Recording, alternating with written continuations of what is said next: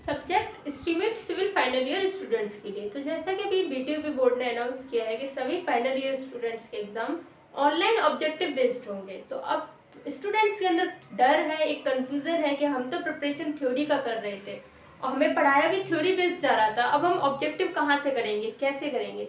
तो सबसे पहले आपको ये डर निकाल देना है अपना ऑब्जेक्टिव का कि हम ऑब्जेक्टिव नहीं कर पाएंगे या कहाँ से करेंगे। जो भी आप पढ़ रहे हैं ऑब्जेक्टिव कहीं और से नहीं आएगा बाहर से। जो भी आपका सब्जेक्ट है, जो सब्जेक्ट की आपको नॉलेज मिली है अभी तक थ्योरी में, वहीं से आपका ऑब्जेक्टिव पुट होगा। तो आज की क्लास में हम यही डिस्कस करेंगे कि आपका ऑब्जेक्टिव कहाँ से कैसे आएगा और क्या ऑब्जेक्टिव का लेवल होगा।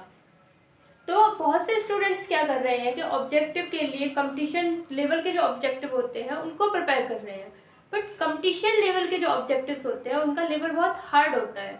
और आपका लेवल एक डिप्लोमा लेवल है, आपके एग्जाम पैटर्न का लेवल डिप्लोमा का लेवल होगा, इसलिए आपको कंपटीशन लेवल के ऑब्जेक्टिव्स की तरफ नहीं भागना है।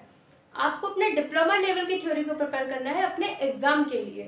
तो अभी तक हम देखते हैं तो थ्योरी में जो हमारी क्लासेस में अभी तक हमें कराया गया था वो ये टॉपिक कराए गए थे। हम अपना दोबारा से रिवीजन करते हैं, जैसे कि हम भी थ्योरी के अकॉर्डिंग ही आपको बताएं कि एग्जाम में ये थ्योरी क्वेश्चन आता है, ये थ्योरी क्वेश्चन आता है, तो अब उसी ऑब्जेक्टिव भी उसी थ्योरी से ही आएगा, कहीं और से नहीं आएगा। तो हम देखते हैं कि ऑब्जेक्टिव कैसे कहाँ से आएगा। तो उसके लिए हम रिवीजन करते हैं अपनी क्लास का स्टार्टिंग से। तो हमने स्टार्टिंग से अपने टॉपिक एस्टीमेट में पढ़े थे ये टॉपिक्स। ये जो टॉपिक्स हैं आपके, ये आपके एग्जाम से 45 से लेके 50% तक का वेटेज रखते हैं क्वेश्चंस का। जितना सिलेबस आपका कराया गया है उसमें से आपके एग्जाम के लिए 45 से 50% क्वेश्चंस का वेटेज है ये टॉपिक्स का। अब इन टॉपिक्स को हम सेपरेटली देख रहे हैं, सेपरेटली कितना वेटेज लेके चलते हैं ऑब्जेक्टिव में। तो आपका पहले हमने सबसे पहले पढ़ा था एस्टीमेट। एस्टीमेट क्या होता है, एस्टीमेट के उद्देश्य क्या है, एस्टीमेट की आवश्यकता क्या है, एस्टीमेट के लिए क्या क्या आवश्यक है। तो ये जो टॉपिक है ये आपका 3 नंबर तक का मैक्सिमम वेटेज रखता है क्वेश्चन में। उसके बाद आपने सेकंड पढ़ा था टाइप्स ऑफ एस्टीमेट। एस्टीमेट कितने प्रकार के होते हैं और एस्टीमेट के प्रकार के बारे में जाना था, टाइप्स के बारे में। तो ये टॉपिक आपका वेटेज रखता है मैक्सिमम 4 नंबर का। Types of area, types of area में आपने पढ़ा था floor area, carpet area, circulation area. तो ये जो एरिया है ये आपका 2 नंबर का वेटेज रखते हैं एग्जाम्स के अकॉर्डिंग। फिर आपका टॉपिक था यूनिट ऑफ मेजरमेंट सभी यूनिट्स की इकाइयां, मापने की इकाइयां। ये आपका टॉपिक 4 से 5 क्वेश्चंस का वेटेज रखता है सबसे ज़्यादा। एस्टीमेट में सबसे ज़्यादा वेटेज ये रखता है, क्वेश्चन आने का सबसे ज़्यादा चांसेस इससे होगा, जो कि एक नॉर्मल से टॉपिक है जो आपको लगा भी नहीं होगा इतना इंपॉर्टेंट होगा, क्वेश्चन सबसे ज़्यादा यहीं से पुट होता है। फिफ्थ आपका टॉपिक था चार्जेस। चार्जेस आपका 3 नंबर का वेटेज रखता है। चार्जेस में हमने contingency charges, water charge, work charge, establishment, contractor profit, सभी चार्जेस को पढ़ा था। ये 3 नंबर का वेटेज रखता है।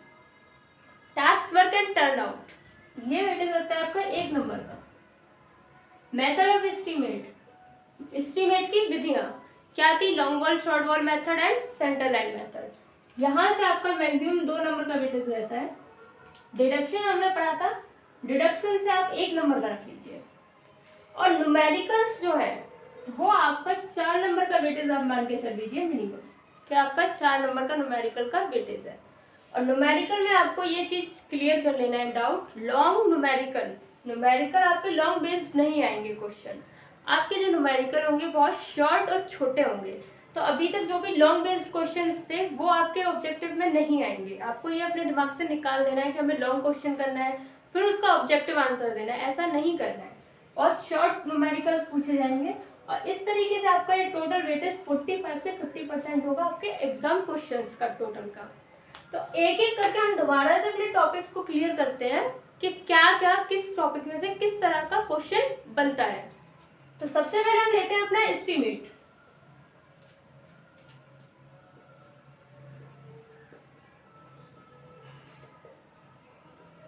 एस्टीमेट में आपने क्या पढ़ा था, एस्टीमेट प्रांकलन क्या होता है। प्रांकलन क्या होता है, अगर आपको डेफिनेशन पता है तो इस पर बेस्ड जो भी 3 क्वेश्चन आएंगे आप कर सकते हैं। प्रांकलन क्या था, किसी निर्माण कार्य की प्रारंभ होने से पहले उस पर आने वाले खर्चे का पूर्ण अनुमान लगाना एस्टीमेट कहलाता है।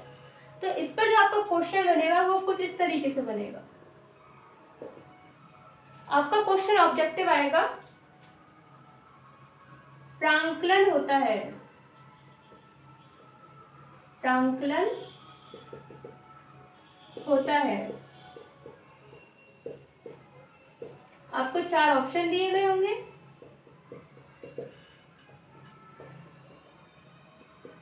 और आपको एक ऑप्शन को टिक करना होगा।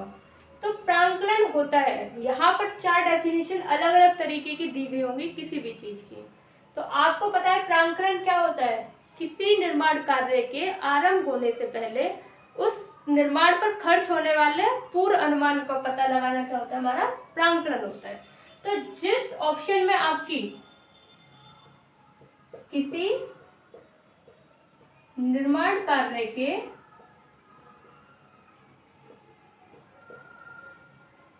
आरंभ होने से पहले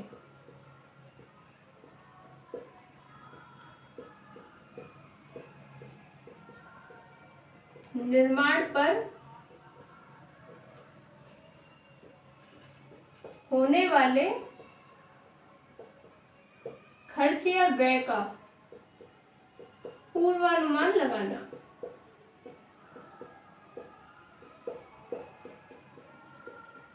इस तरीके से आपकी डेफिनेशन दी गई होगी। क्वेश्चन आपसे ऐसे पूछा जाएगा। तो यदि आपने एस्टीमेट की डेफिनेशन को पढ़ा है, थ्योरी में याद किया है, तो आप इस क्वेश्चन को यहीं की यहीं टिक कर देंगे। बस आपको क्या करना है, टिक करना है। यहाँ आपको लिखना नहीं है, सिर्फ टिक करना है अपनी डेफिनेशन देख के। अब यही क्वेश्चन है एस्टीमेट, यहाँ इन्होंने पूछा प्रांकलन होता है। इसी क्वेश्चन को पूछने का दूसरा तरीका होता है, आपको क्वेश्चन दिया गया होगा, किसी निर्माण कार्य के आरंभ होने से पहले निर्माण पर होने वाले व्यय का पूर्वानुमान लगाना कहलाता है। ये क्वेश्चन आपको इस तरीके से भी पूछा जा सकता है। तब आपको 4 ऑप्शन दिए गए होंगे और आपको सही ऑप्शन को टिक करना है। जैसे कि आपको पहला ऑप्शन दे दिया प्रांकलन, दूसरा दे दिया मूल्यांकन,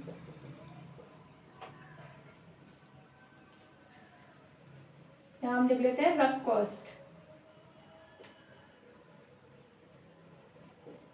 इसी तरीके से एग्जैक्ट्रा यहाँ पर कई सारे ऑप्शन दिए हुए होंगे। तो आपको क्या है पता है, किसी निर्माण कार्य के आरंभ होने से पहले निर्माण पर होने वाले व्यय का पूर्वानुमान लगाना हमारा क्या कहलाता है, प्रांकलन। तो एक ही क्वेश्चन को पूछने के 2 तरीके थे, या तो वो इस तरीके से पूछेगा और डेफिनेशन ऑप्शन में दी होगी, या आपको डेफिनेशन दी गई होगी और आपसे यहाँ से पूछेगा।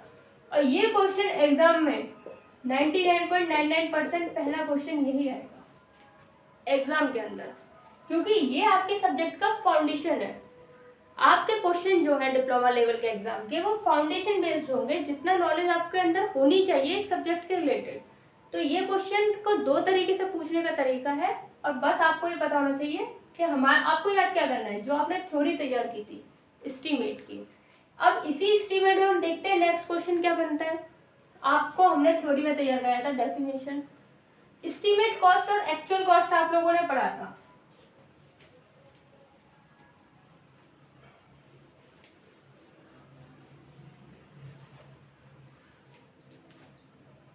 हमने जब एस्टीमेट की डेफिनेशन पढ़ी थी तो वहां पढ़ा था एस्टीमेट कॉस्ट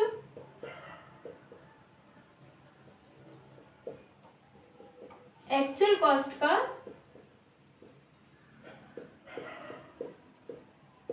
5 से 10% से अधिक नहीं होनी चाहिए, अधिक नहीं होनी चाहिए। ये तो आपने थ्योरी में पढ़ा था। अब इस पर ऑब्जेक्टिव कैसे आएगा, आपको क्वेश्चन दिया होगा एस्टीमेट कॉस्ट एक्चुअल कॉस्ट के कितने से अधिक नहीं होनी चाहिए, मतलब कितने से अधिक नहीं होनी चाहिए। तब आप वहां पर आंसर क्या टिक कर देंगे, इसको 5 to 10% से अधिक नहीं होनी चाहिए। या फिर आपसे पूछ सकता है एक्चुअल कॉस्ट क्या होता है, वास्तविक लागत किसे कहते हैं।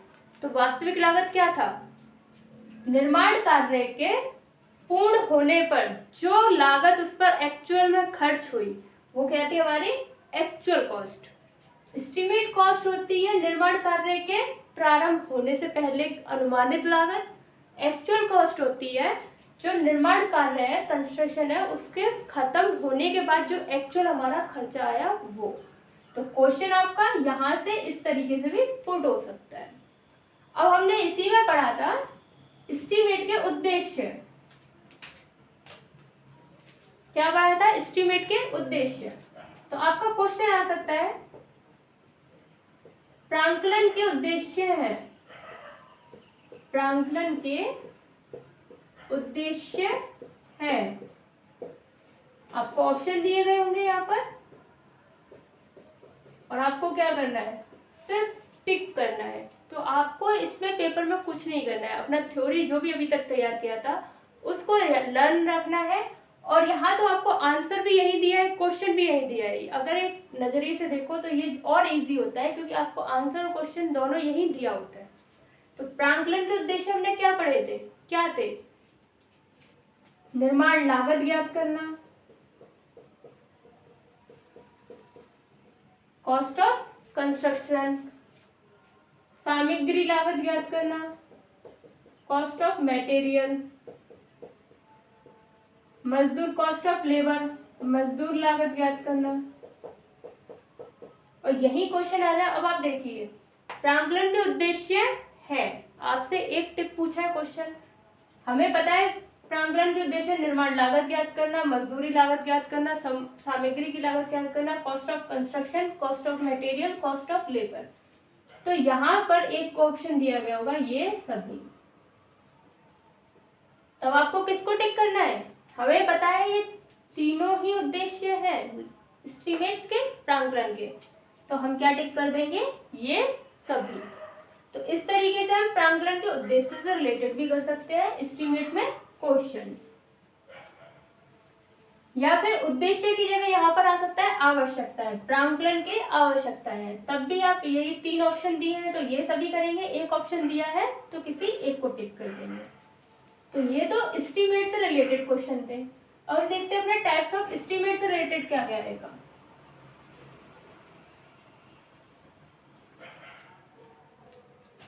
Types of estimate. तो इसमें आपका सबसे पहला क्वेश्चन बनता है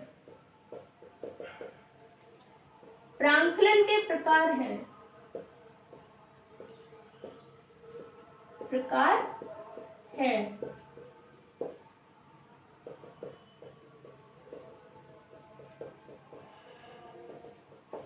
आपको चार ऑप्शन दिए गए होंगे। प्रांकलन के प्रकार मतलब कि एस्टीमेट के टाइप्स हैं। यहाँ पर आपको दिया हुआ रफ कॉस्ट,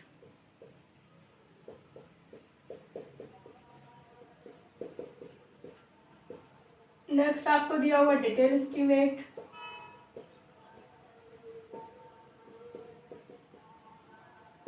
यहाँ आपको रिवाइज, सप्लीमेंट्री, एनुअल या फिर प्लिंथ एरिया एस्टीमेट कुछ भी दिया हो सकता है।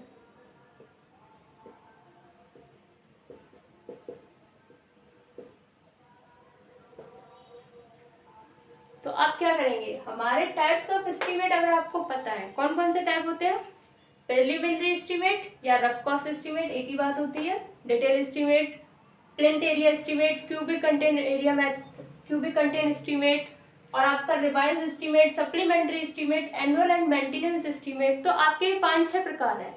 तो उनमें से कोई भी आपको यहाँ दिए हो सकते हैं। हो सकता है कि सिर्फ एक ही आपको दिया हो। अगर एक दिया है तो आप एक पर टिक करेंगे, इस तरीके से दिए तो आप किस पर टिक कर देंगे? ऑल पर। तो इस तरह से ये क्वेश्चन आपका टाइप से बन सकता है। दूसरा आपका टाइप्स ऑफ एस्टीमेट से क्वेश्चन बन सकता है रफ कॉस्ट एस्टीमेट को कहते हैं, रफ कॉस्ट एस्टीमेट को भी कहते हैं।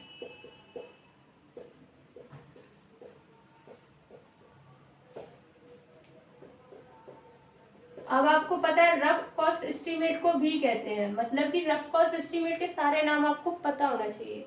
तो रफ कॉस्ट एस्टीमेट जो था उसके क्या क्या नाम थे? प्रिलिमिनरी एस्टीमेट, सप्लीमेंट्री एस्टीमेट या रफ कॉस्ट एस्टीमेट।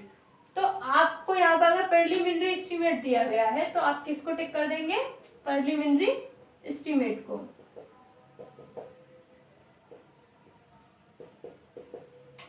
तो याद करने वाली चीजें क्या है, एक तो हेडिंग, जैसे कि हमने दिखाया था टाइप्स ऑफ एस्टीमेट में, रफ कॉस्ट एस्टीमेट के जितने भी नाम है वो आपको याद होने चाहिए, या फिर आपको सारे टाइप्स भी याद होने चाहिए। तो इसी तरीके से क्वेश्चन पुट करता है। यहाँ पर आपसे रफ कॉस्ट की डेफिनेशन डायरेक्ट नहीं पूछेगा, वो ये पूछेगा रफ कॉस्ट का दूसरा नाम भी होता है, रफ कॉस्ट का दूसरा नाम भी होता है।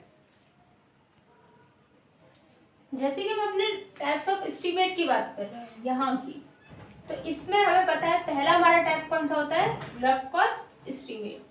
अब रफ कॉस्ट एस्टीमेट पे देखिए कितने टाइप के क्वेश्चन बन सकते हैं। तो पहला क्वेश्चन तो यही था कि रफ कॉस्ट को भी कहते हैं प्रीलिमिनरी एस्टीमेट या अप्रोक्सीमेट एस्टीमेट। तो अप्रोक्सीमेट एस्टीमेट भी आए तो भी आप टिक कर देंगे, प्रीलिमिनरी आएगा तो भी आप टिक कर देंगे।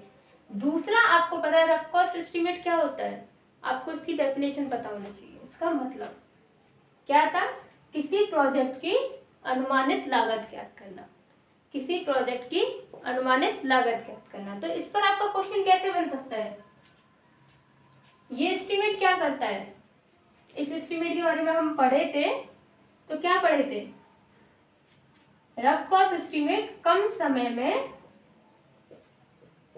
प्रोजेक्ट की अनुमानित लागत बताता है।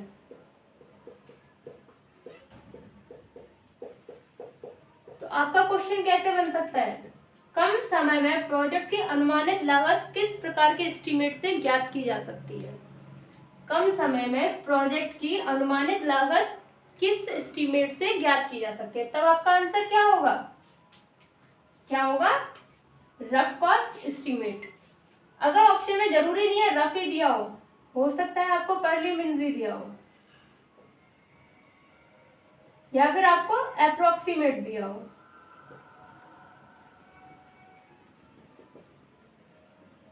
तो आपको ये तीनों ही चीजें याद रखनी है, रफ कॉस्ट, अप्रोक्सीमेट मेथड या प्रीलिमिनरी मेथड। कम समय में प्रोजेक्ट की अनुमानित लागत किस प्रकार के एस्टीमेट से ज्ञात की जा सकती है। तो इन तीनों में जो भी ऑप्शन में दिया गया होगा, या फिर हो सकता है आपको ये तीन ऑप्शन देके ऑल लिख दिया हो, तो फिर आप क्या कर देंगे, ऑल कर देंगे। आपको याद रखना है ये तीनों चीज एक ही है। अब इस एस्टीमेट को, रफ कॉस्ट एस्टीमेट में क्या था, हम एस्टीमेट कैसे ज्ञात करते थे, किसी प्रोजेक्ट के ओल्ड प्रोजेक्ट की मिलते जुलते ओल्ड प्रोजेक्ट से प्रोजेक्ट की अनुमानित लागत ज्ञात करते थे।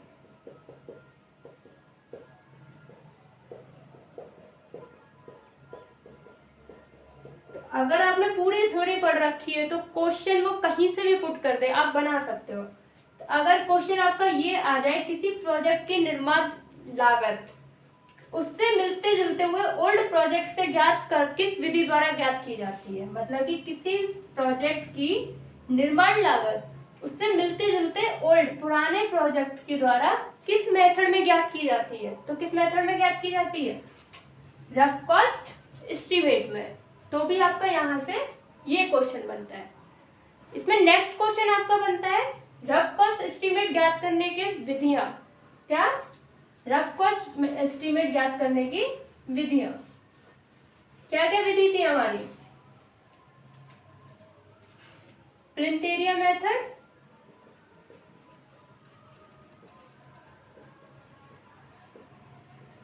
दूसरा क्या था आपका क्यूबिक कंटेंट मेथड।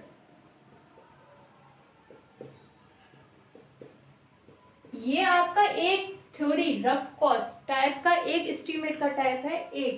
एक से ही कितने सारे आपके क्वेश्चन बन रहे हैं, यहाँ पर पुट हो रहे हैं। तो आप देख सकते हैं आपकी थ्योरी तैयार है तो आप सब तरह के क्वेश्चनों को सॉल्व कर सकते हैं। तो इससे नेक्स्ट क्वेश्चन हमारा ये बनता है मेथड का। दो मेथड है हमारे, plinth area method and cubic content method.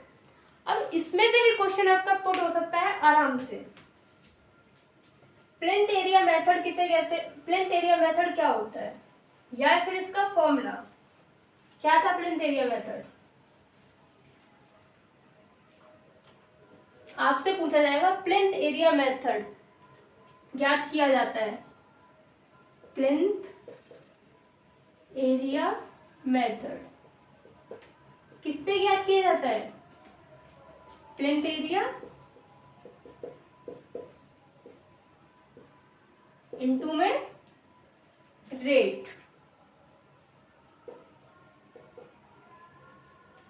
Plinth area into में रेट से हम क्या याद करते हैं? Plinth area method. और प्लिंथ एरिया क्या होता है आपका?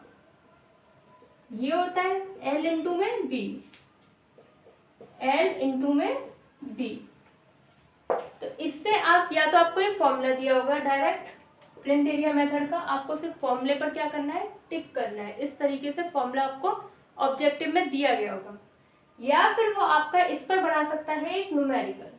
क्या दे सकता है? ये जो हम न्यूमेरिकल की बात कर रहे हैं इस सब पर बेस्ड न्यूमेरिकल है। आपको प्लिंथ एरिया पर न्यूमेरिकल भी रख सकता है। आपको क्वेश्चन में कोई प्लिंथ एरिया दिया गया है इस तरह से कि 2/3 का प्लिंथ एरिया है, 2/3 का, और इसकी जो रेट है आपको रेट दी गई होगी, मान लीजिए 10,000 ही दी गई है, तो आपको पूरे उसका बिल्डिंग का एस्टीमेट निकालना है। तो कैसे निकालेंगे आप एस्टीमेट? कैसे निकालेंगे? प्लिंथ एरिया इनटू में रेट।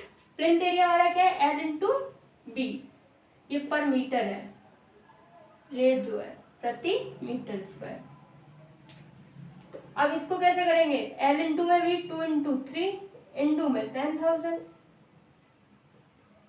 कितना आ गया आपका? ये आपकी रेट आ गई एक रूम की, या फिर जो भी एरिया आपको दिया गया है। तो आपको ये न्यूमेरिकल निकालने को दे सकता है, रेट डायरेक्ट दी गई होगी, आपको एरिया दिया गया होगा और आपसे रेट पूछेगा, तो आपको यहाँ सिर्फ इस फॉर्मूले के अकॉर्डिंग क्या करना है? कैलकुलेशन करनी है। या फिर आपको वहाँ पर एक तरीके से घुमा सकता है। सिर्फ इस क्वेश्चन में आपको दे दिया गया होगा फ्लोर एरिया 2 इंटू 3 जो है, अभी तो हमने बाहर से मान लिया था, मान लीजिए आपको 2 ऐसे और 3 ऐसे दिया गया है प्लिंथ एरिया। तब आप क्या करेंगे? ये क्या हो गया? हमारा फ्लोर एरिया हो गया अंदर का, हमें प्लिंथ एरिया चाहिए।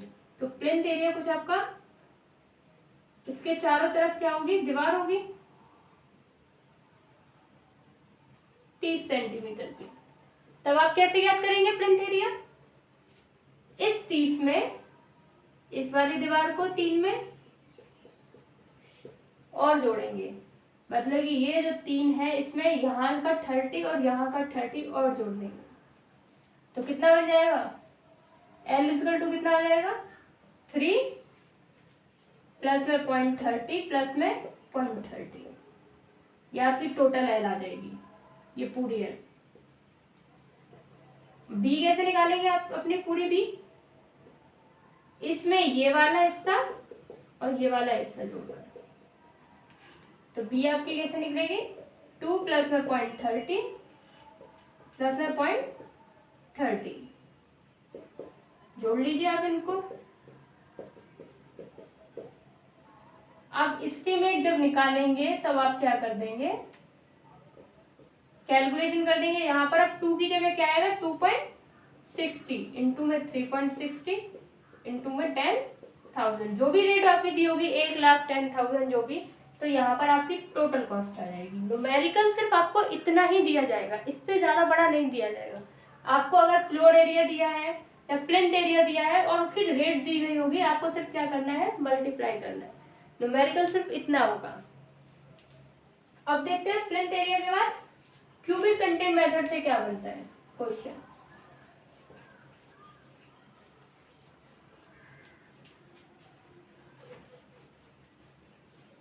क्यूबिक कंटेंट मेथड आप क्या पढ़े थे? ये क्या था?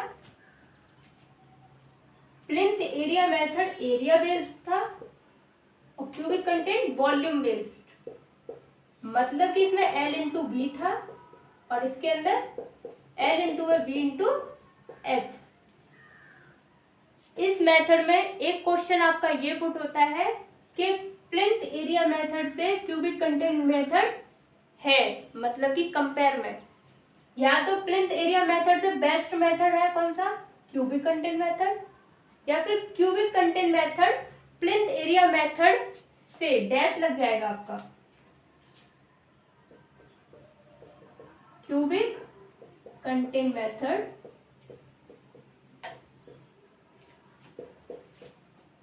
प्लिंथ एरिया मेथड से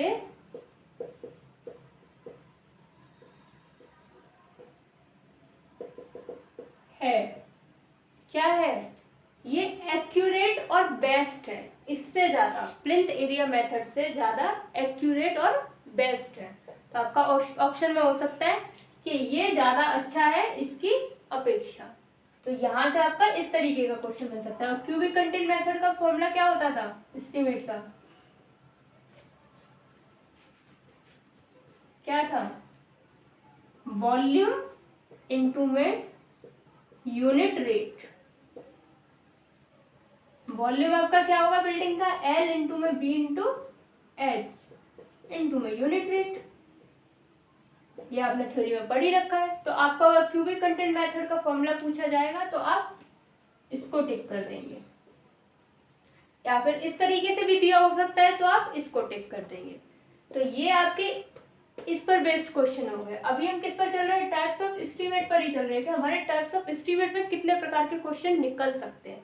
तो ये वो क्वेश्चन है जो आपके ऑब्जेक्टिव में पुट हो सकते हैं आपकी थ्योरी में से निकाल कर। तो क्वेश्चन कहीं और से नहीं आ रहा है, थ्योरी से ही आ रहा है। क्वेश्चन कहाँ से आ रहा है, थ्योरी से।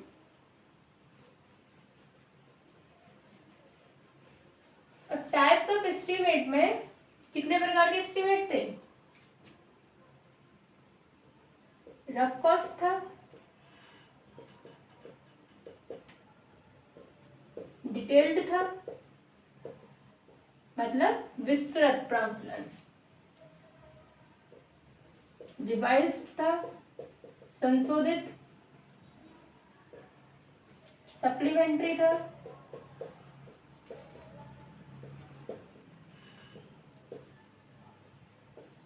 एनुअल और मेंटेनेंस।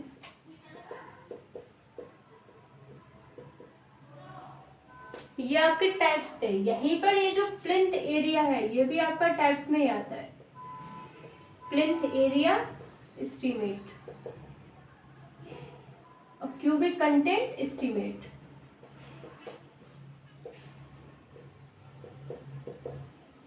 अगर ये टाइप्स में आए तो आपको टिक कर देना है, ये टाइप्स ही होता है। ये बात अलग है कि रफ कॉस्ट निकालने के ये दोनों मेथड भी हैं, पर इनको हम एस्टीमेट का टाइप भी मानते हैं। तो अगर टाइप्स में ऑप्शन में आता है तो आपको टिक करना है। तो रफ कॉस्ट एस्टीमेट पर तो हमने देख लिया क्या क्या क्वेश्चन बन सकते हैं, और एक तरीके से इन पर भी देख लिया। अब हम देखते हैं डिटेल एस्टीमेट। डिटेल एस्टीमेट क्या होता है, विस्तृत प्रांकलन। क्या होता है, विस्तृत प्रांकलन। ऐसा एस्टीमेट जिसमें निर्माण कार्य पर प्रयुक्त होने वाले सभी आइटम्स को, मतलब कि जितने भी स्पेसिफिकेशन ड्राइंग्स हैं सबको सम्मिलित किया जाता है, ध्यान में रखकर एस्टीमेट तैयार किया जाता है, वह कहलाता है डिटेल एस्टीमेट। तो क्वेश्चन ये बन सकता है, डिटेल ड्राइंग एंड स्पेसिफिकेशन की आवश्यकता होती है। डिटेल्ड ड्राइंग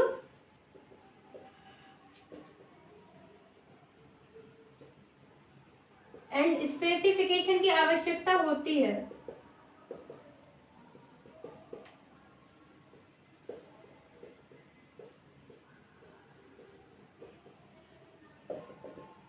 होती है, किसमें होती है, डिटेल्ड एस्टीमेट में। तो आपका आंसर क्या हो जाएगा, डिटेल्ड एस्टीमेट। सिर्फ आपको क्या करना है, इसको टिक करना है। क्या करना है, टिक करना है विस्तृत प्रांकलन में। रिवाइज एस्टीमेट पे क्या होता है, रिवाइज एस्टीमेट देखा जाए तो जब हमारी एस्टीमेट की कॉस्ट, जब आपने रिवाइज एस्टीमेट क्या पढ़ा था, जब एस्टीमेट कॉस्ट 5 से 10% से अधिक बढ़ जाए तब हम एस्टीमेट को रिवाइज कर देते हैं। क्या कर देते हैं, रिवाइज कर देते हैं। जब एस्टीमेट कॉस्ट 5 से 10% से अधिक बढ़ जाए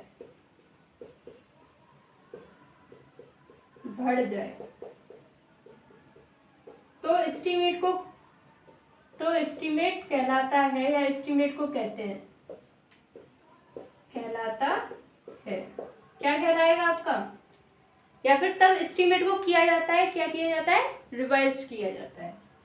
क्या आंसर होगा इसका, रिवाइज्ड।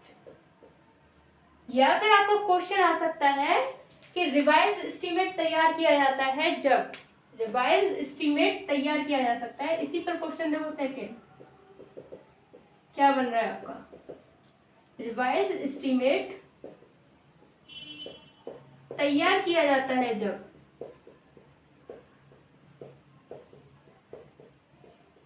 जब कॉस्ट से ज्यादा हो,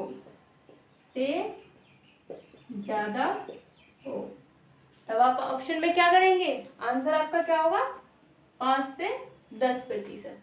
हो सकता है आंसर में सिर्फ आपको ऑप्शन में 5 दे रखा हो सकता है सिर्फ 10 दे रखा हो, या फिर आपको ऑप्शन में ये इस तरीके से दिया गया होगा 5 to 10, या फिर आपके ऑप्शन में ये या तो 5 ही दिया गया होगा या 10 ही दिया गया होगा। अगर 5 दिया हो तो 5 पर टिक करना है, 10 दिया गया हो तो 10 पर, लेकिन दोनों एक साथ नहीं दिए गए होंगे, और अगर एक साथ दिए गए हैं तो आप इस पर पहले टिक करेंगे। ठीक है, तो रिवाइज एस्टीमेट से इस तरह से क्वेश्चन बन सकते हैं।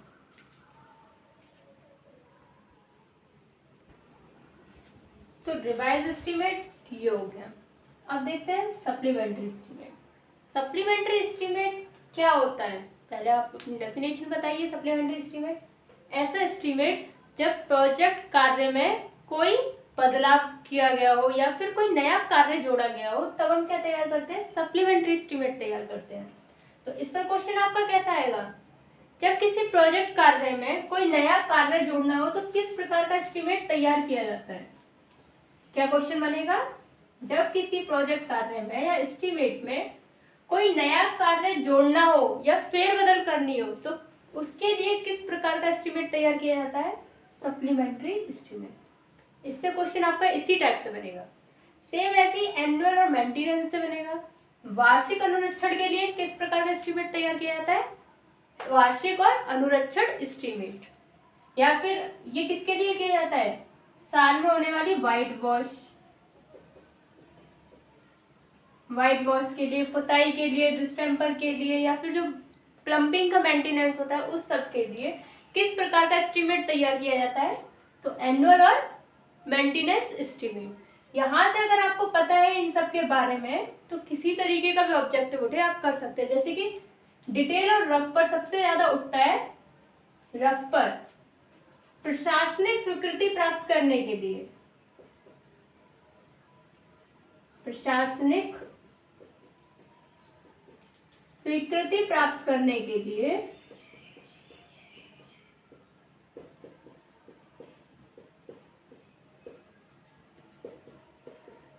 किस प्रकार का एस्टीमेट तैयार किया जाता है, किस प्रकार का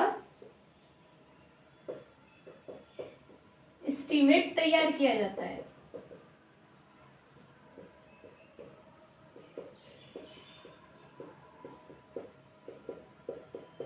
आपको 4 ऑप्शन दिए गए होंगे, rough cost, detail estimate, annual और सप्लीमेंट्री। तो प्रशासनिक स्वीकृति प्राप्त करने के लिए, अथॉरिटी की परमिशन प्राप्त करने के लिए, किसी प्रोजेक्ट कार्य को स्टार्ट करने के लिए अथॉरिटी से परमिशन लेनी होती है, वो हमें किस एस्टीमेट में मिलती है। अगर यहाँ आपको 4 ऑप्शन दिए गए हो, rough cost, supplementary estimate,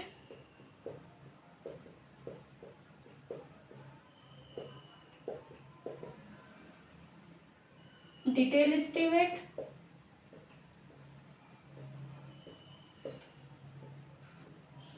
fourth आपको ऑप्शन दिया गया हो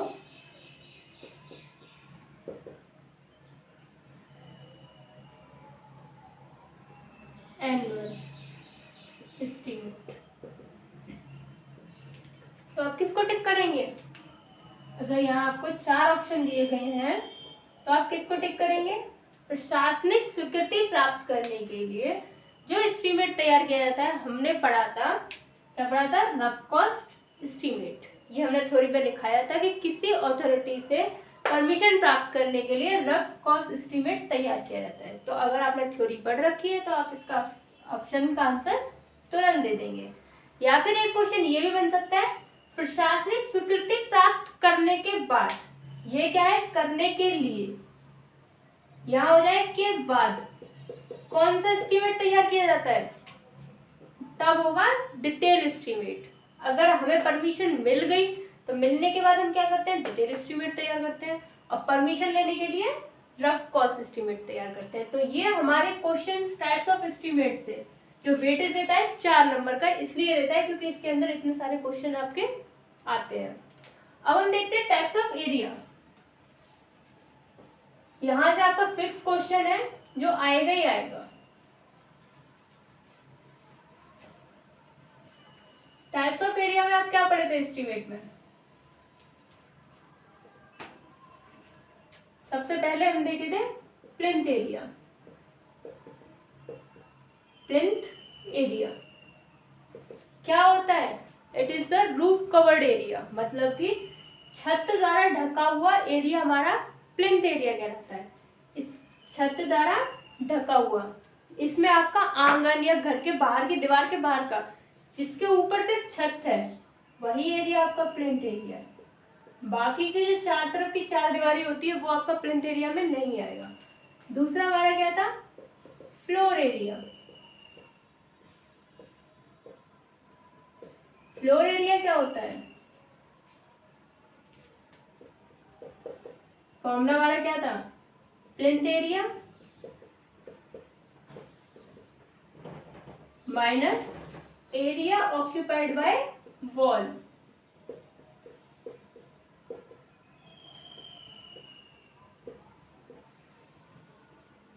मतलब कि फ्लोर एरिया फर्श क्षेत्रफल, फर्श क्षेत्रफल था दीवारों को हटा के, दीवारों को हटाने के बाद का क्षेत्रफल। ये हमारा पूरा प्लिंथ एरिया है। इसमें से अगर हमने दीवारों को माइनस कर दिया तो हमें क्या मिल गया? हमें मिल गया फ्लोर एरिया, ये वाला।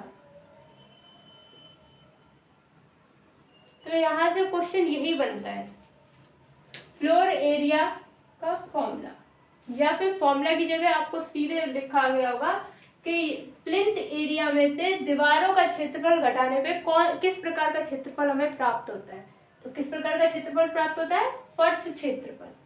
फर्श क्षेत्रफल कहते हैं plinth area minus area occupied by wall, plinth area में से दीवारों का क्षेत्रफल घटाने पर।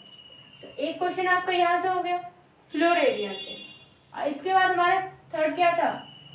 Area, circulation area.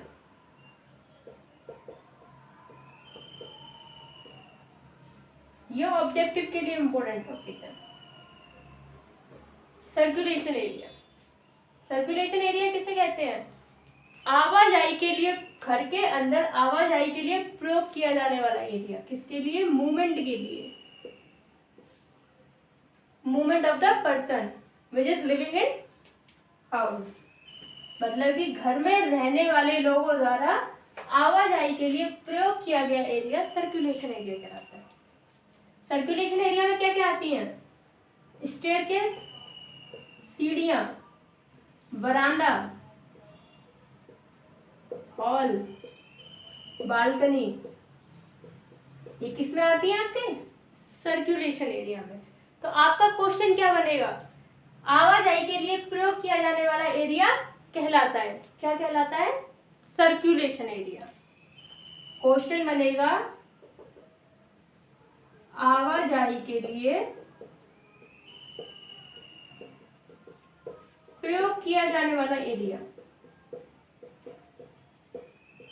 जाने वाला क्षेत्रफल। तब आप आंसर क्या कर देंगे? आप सर्कुलेशन। या फिर सीढ़ी, बरामदा, हॉल, बालकनी द्वारा घेरा गया एरिया कहलाता है, क्या कहलाता है? Circulation area. इसी से दूसरा क्वेश्चन इस तरीके से बन सकता है। तो आपको पता होना चाहिए। या फिर तीसरे तरीके से क्वेश्चन क्या बनेगा, सर्कुलेशन एरिया में आते हैं, क्या क्या आते हैं, स्टेयरकेस, वरांडा, हॉल, बालकनी। तो एक ये इम्पोर्टेंट है जिससे आपको घुमा के वो 3 तरीके से क्वेश्चन कर सकता है। सर्कुलेशन एरिया होता है आवाज, या तो सर्कुलेशन एरिया होता है आवाजाही के लिए प्रयोग किया जाने वाला एरिया, या फिर आवाजाही के लिए प्रयोग किया जाने वाला क्षेत्रफल कहलाता है सर्कुलेशन एरिया, या सर्कुलेशन एरिया होता है स्टेयरकेस, वरांडा, हॉल, बालकनी द्वारा घेरा गया एरिया, या इनके द्वारा घेरा गया एरिया कहलाता है सर्कुलेशन एरिया। क्वेश्चन वो फेरबदल करता है सिर्फ, या तो ये क्वेश्चन होगा ये आंसर होगा, या ये क्वेश्चन होगा ये आंसर होगा। फोर्थ आपका क्या था area, carpet area. Carpet area, carpet area क्या होता है आपका, इसमें एक क्वेश्चन और बनता है कि सर्कुलेशन एरिया पूरे एरिया का कितना लिया जाता है, 30 से 40%।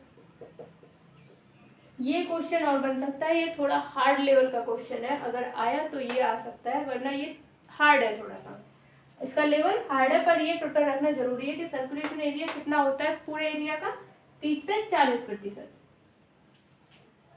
अब देखते हैं carpet area. Carpet area, carpet area क्या होता है आपका, रहने योग्य क्षेत्रफल। क्या था, रहने योग्य क्षेत्रफल। लिविंग एरिया, लिविंग एरिया में आपके बेडरूम्स ये सब आते हैं। तो इसमें क्वेश्चन आता है घर में रहने योग्य क्षेत्रफल कहलाता है, क्या कहलाता है, कारपेट एरिया। कारपेट एरिया का फॉर्मूला भी आ सकता है, कारपेट एरिया बराबर क्या होता है, क्या होगा, plinth area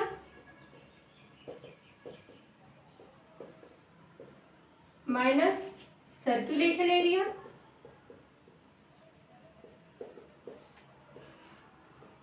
plus non usable area.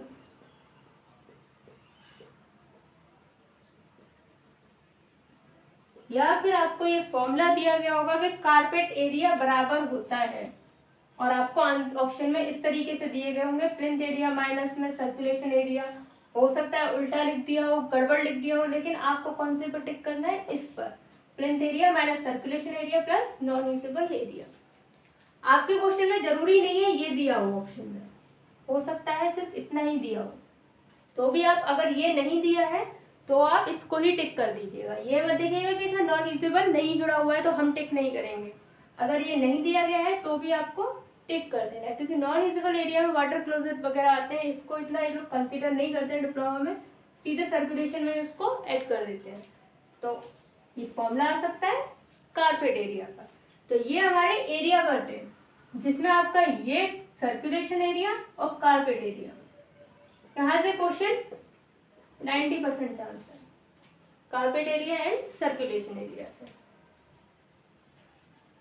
अब हम देखते हैं अपना next topic, unit of measurement, जो कि सबसे ज्यादा वेटेज रखती है। क्या रखती है, सबसे ज्यादा क्वेश्चन में वेटेज रखती है यूनिट ऑफ मेजरमेंट।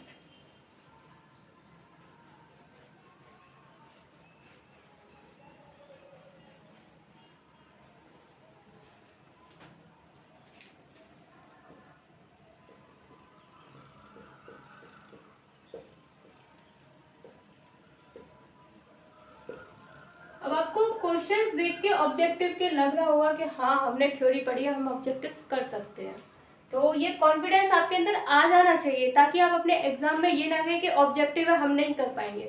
ऑब्जेक्टिव है और बेस्ट कर सकते हो, वहाँ आपको सोचना पड़ता था कि हम क्या लिखें, आपको थोड़ा ये ध्यान लगाना पड़ता है कि हमें कौन सा वर्ड यूज़ करना है।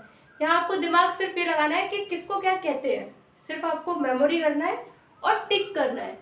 यहाँ आपको कोई कल्पना नहीं करनी है कि हमें ये इस तरीके से रिटर्न करना है, अच्छा रिटर्न करना है, ऐसा कुछ नहीं है। तो ये थोड़ा अगर आपकी प्रिपरेशन हो जाएगी आपको ये एग्जाम और ज़्यादा इजी लगने लगेगा।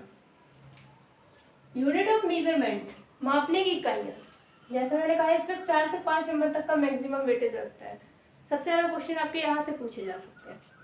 यूनिट ऑफ मेजरमेंट क्या थी, अर्थवर्क की। मिट्टी खुदाई की क्या थी? मिट्टी काटने की क्यूबिक मीटर। तो क्वेश्चन कुछ नहीं, इसमें सीधा सीधा कोई घुमा के कोई उल्टा सीधा क्वेश्चन नहीं किया जाएगा, सीधे सीधे क्वेश्चन इस तरीके से पूछा जाएगा, मिट्टी कार्य की इकाई होती है, मिट्टी कार्य की इकाई होती है, मापने की इकाई होती है। 4 ऑप्शन दिए गए होंगे, square metre, metre, cubic metre, centimetre वगैरह कुछ भी एक्सेट्रा। तब आप क्या करेंगे, इसको टिक कर देंगे। तो ये सिर्फ आपको लर्न करनी है। और मैंने जो आपको 20 से 23 तक यूनिट ऑफ मेजरमेंट्स कराई थी, सभी इंपॉर्टेंट थी, जो भी आपको क्लास में कराई गई थी, उससे आउट एक भी यूनिट नहीं पूछी जाएगी। आप सिर्फ वही 20 से 23 यूनिट्स को याद कर लीजिए, वहां से आपके एग्जाम में सारी यूनिट्स आ जाएंगी। 99% चांसेस आपकी सारी यूनिट्स उसी के अंदर से आएंगी, जिसमें आपका आरसीसी छज्जा भी आती है, आरसीसी छज्जा इसकी पूछी जाती है, डीपीसी की सबसे अधिक पूछी जाती है। डीपीसी की आप सबको याद है क्या होती है, स्क्वायर मीटर। आरसीसी छज्जा की क्या होती है, cubic metre. Half brick wall की पूछी जाएगी, क्योंकि हमें पता है वॉल की, दीवार की क्या होती है, क्यूबिक मीटर। तो वो क्वेश्चन में पूछते हैं हाफ ब्रिक वॉल की, हाफ ब्रिक वॉल। क्यों? क्योंकि ये ईंट की चिनाई होने के बावजूद इसकी यूनिट स्क्वायर मीटर होता है। आपको 20 से 23 यूनिट्स याद करनी है सर, स्कर्टिंग की क्या होती है, कॉपिंग की क्या होती है, ये सब। तो यहाँ से आपका यूनिट ऑफ मेजरमेंट का ये आपके नंबर एकदम पक्के हो जाएंगे अगर आपने वो यूनिट्स को देख लिया अच्छे से। तो अब देखते हैं अपने चार्जेस पर।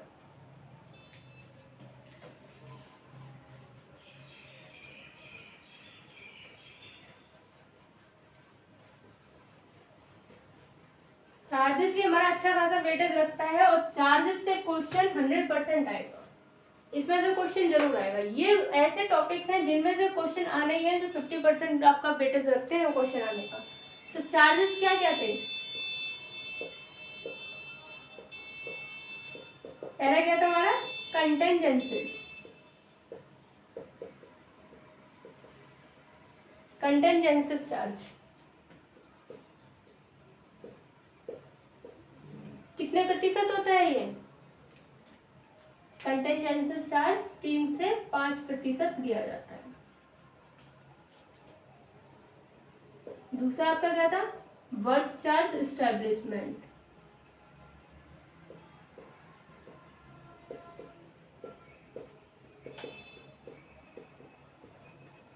कितना था ये आपका, 1.5 से 3%। Water charge 1.5%। फोर्थ आपका था कॉन्ट्रैक्टर प्रॉफिट, कितना प्रतिशत होता है, 10%। फिफ्थ आपका टूल्स एंड प्लांट्स, मशीन और औजार 1 से 1.5%। फिर था आपका इलेक्ट्रिफिकेशन एंड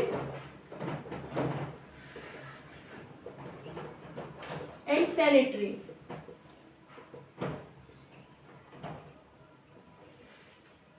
ये कितनी थी आपकी, 20%। यहीं पर आप ओवरहेड कॉस्ट ले लीजिए, 5 से 10%। तो चार्जेस में जो आपसे पूछा जाएगा वो सिर्फ आपको ये वैल्यू पूछी जाएगी, ये आपको क्वेश्चन में दिया गया होगा और ये वैल्यू आपसे पूछी जाएगी। चार्जेस के अंदर और कोई क्वेश्चन नहीं बनेगा, आपसे पूछा जाएगा निर्माण लागत में कंटेंजेंसी चार्ज होता है। 4 ऑप्शन दिए गए होंगे, तो आपको क्या टिक करना है, 3 से 5%। या फिर हो सकता है इस तरीके से दिया हो, या खाली 3 दिया गया हो, या खाली 5 दिया गया हो, दोनों साथ में नहीं दिया गया होगा। अगर खाली दिया है तो आप 3 को टिक करेंगे, किसको टिक करेंगे, 3 को। इसमें आपका कंटेंजेंसीज ये वाटर चार्ज और आपका कॉन्ट्रैक्टर प्रॉफिट। ये तो तीन आपको रट्टे होने चाहिए बिल्कुल, क्योंकि जो भी हम एस्टीमेट निकालते हैं उसमें हमसे सबसे ज्यादा हमें यही यूज किए जाते हैं। तो कॉन्ट्रैक्टर प्रॉफिट तो आप 100% याद ही कर लीजिए, ये सभी इंपॉर्टेंट है, जितनी जल्दी याद हो जाएंगे उतना बेटर है। पर इंपॉर्टेंट आपका contingency, water charge and contractor profit. कितना प्रतिशत होता है? 10%। सीधा सा क्वेश्चन आएगा, ठेकेदार का लाभ लिया जाता है, ठेकेदार का लाभ लिया जाता है 10%। तो यहाँ से आपका सीधे सीधे 3 नंबर फ्री के है, अगर आपको ये वैल्यू याद है। पानी का 1.5%, वाटर चार्ज सर्विस का 1.5 से 3, कंटेंजेंसी 3 से 5, कॉन्ट्रैक्टर 10, टूल्स एंड ट्रांस 1 से 1.5। ये तो नॉर्मली है, नहीं पूछे जा सकते, पर ये ऊपर के इम्पोर्टेंट नहीं है, पर आप सभी को याद कीजिए। इसके बाद आता है आपका 1 नंबर वेटेज देने वाला task work and turn out. Task work and turn out क्या होता है?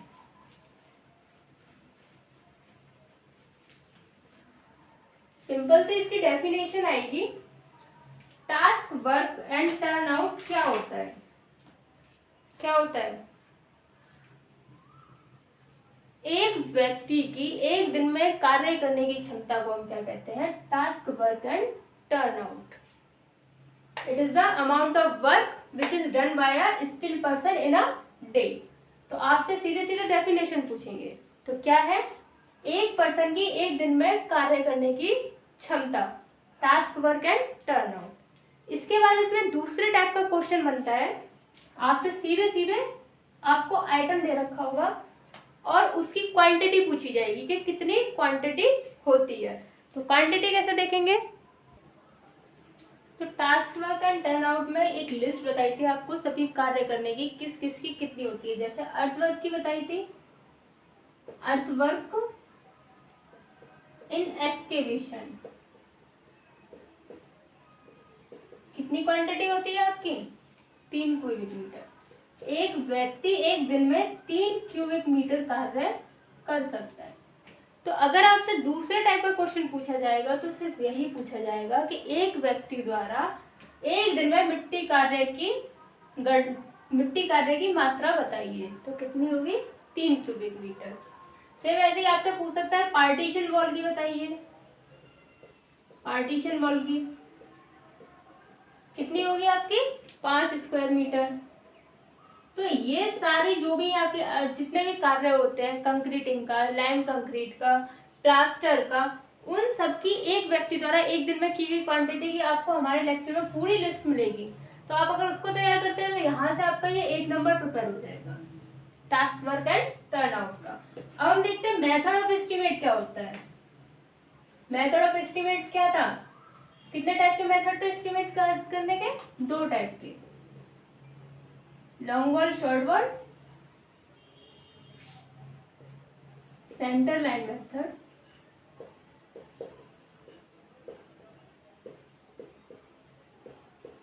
Long wall, short wall method.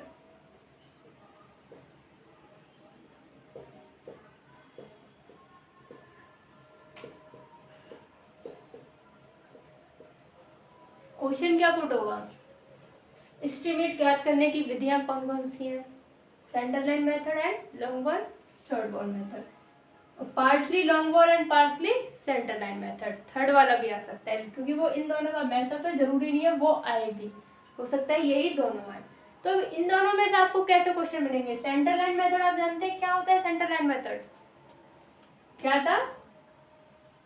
आप इसमें अगर सेंटर लाइन मेथड क्या होता है, केंद्र से केंद्र सभी दीवारों की लंबाई। तो केंद्र से केंद्र सभी दीवारों की लंबाई कैसे ज्ञात करते हैं? Total length of, total centre to centre length of wall. कैसे याद करते हैं? लेंथ ऑफ वॉल, दीवार की लंबाई, प्लस में half width of wall, breadth of wall, plus में हाफ विड्थ ऑफ वॉल।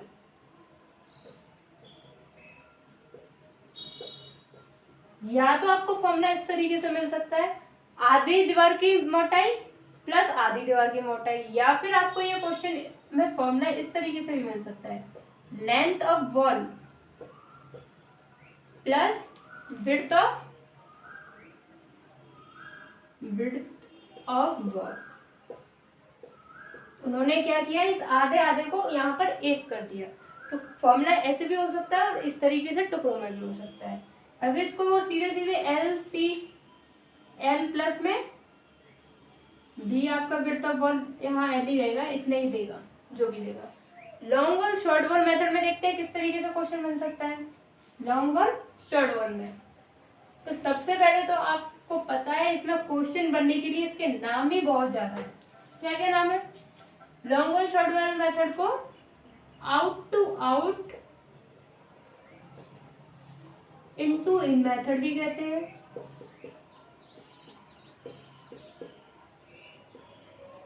इसको out to out in to in method भी कहते हैं। इसको इंडिविजुअल वॉल मेथड भी कहते हैं।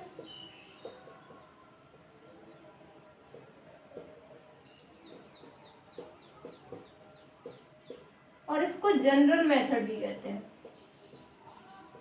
तो आपको इसके सारे नाम याद होने चाहिए, कौन कौन से नाम इसके हैं। तो हो सकता है long wall short wall method को भी कहते हैं, तो वहां पर सिर्फ ऑप्शन में जनरल दिया गया हो सकता है आपको तीनों दिया गया हो तो आप क्या कर देंगे, ऑल लगा देंगे। अगर ये तीनों दिए हैं तो आप ऑल पर टिक कर देंगे। एक दिया है, ये दिया है तो इस पर टिक कर देंगे, ओनली यही है। ये है तो सिर्फ इस पर टिक कर देंगे। दो दिए हैं, तीसरा अलग दिया है तो आप ये दोनों का एक ऑप्शन दिया गया होगा वहां पर टिक कर देंगे। तो आपको इसके सारे नाम याद होने चाहिए। इसकी लंबाई कैसे याद करते हैं? इसमें लंबाई कैसे याद करते हैं? अलग अलग, लंबी दीवार की अलग, छोटी दीवार की अलग। लेंथ ऑफ लॉन्ग वॉल क्या होती है? Centre to centre length of long wall plus में width of one wall.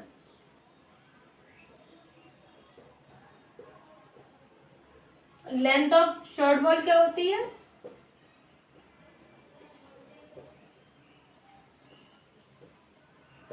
Centre to centre length of short wall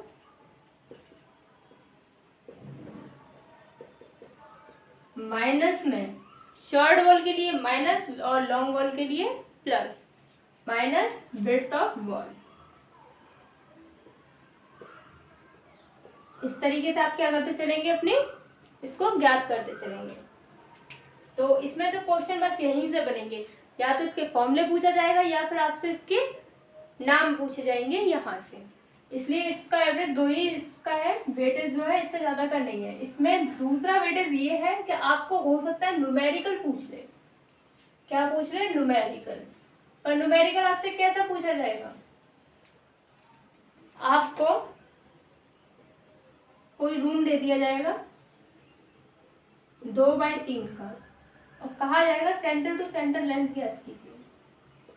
क्या ज्ञात कीजिए? Centre to centre length. कैसे ज्ञात करते हैं?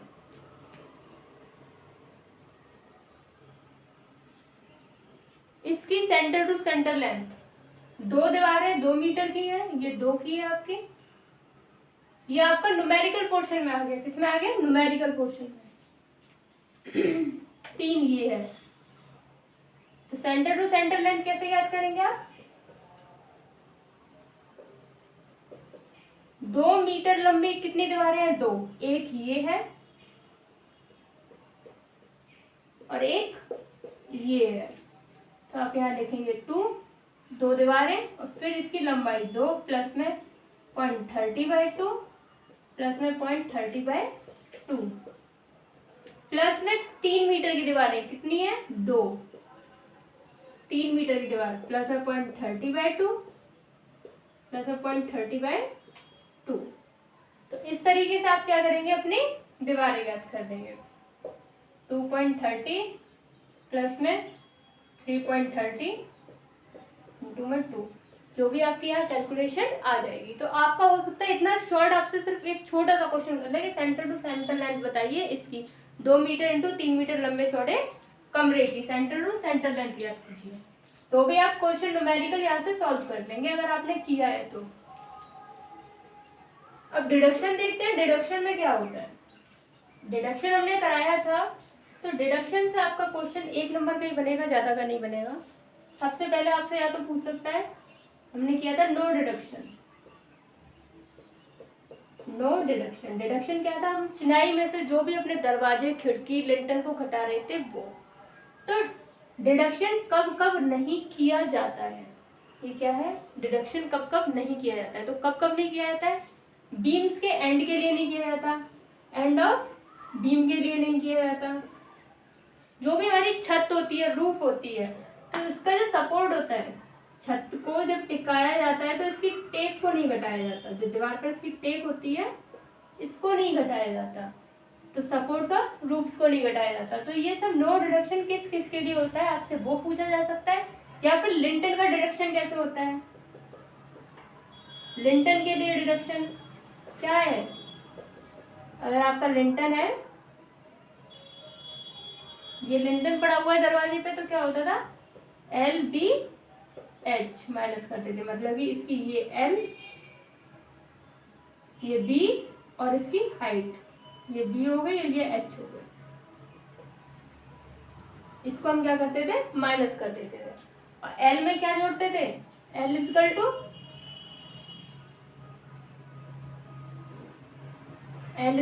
L प्लस में 2 बियरिंग। बियरिंग क्या है आपकी, ये वाला चढ़ाव। तो इस तरीके से आप डिडक्शन को भी देख सकते हैं कि डिडक्शन पर क्या क्या क्वेश्चन आते हैं लेक्चर के अंदर जाके। अब हम न्यूमेरिकल देखते हैं कि हमारे न्यूमेरिकल कैसे क्या हो सकते हैं। तो आपको एक न्यूमेरिकल दिखाते हैं। अगर नॉर्मल सा एस्टीमेट निकालने का ही न्यूमेरिकल आएगा, कुछ नहीं आएगा, आपको बोल दिया गया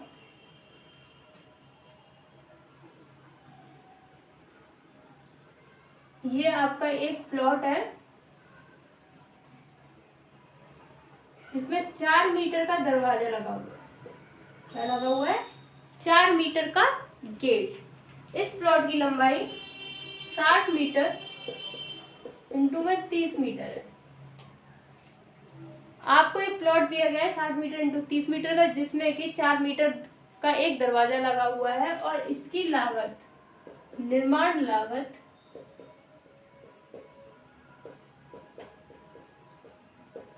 निर्माण लागत 2400 रुपये प्रति मीटर है। 2400 रुपये प्रति मीटर है।